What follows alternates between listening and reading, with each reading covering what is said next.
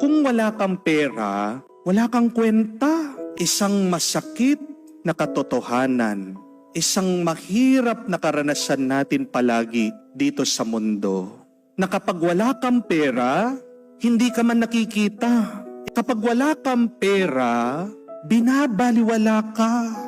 Subukan nyo man po, sabihin nyo sa pamilya nyo, wala kang pera. Di ba? Kaiinisan ka. Di ba? Pagdadabugan ka. Di ba?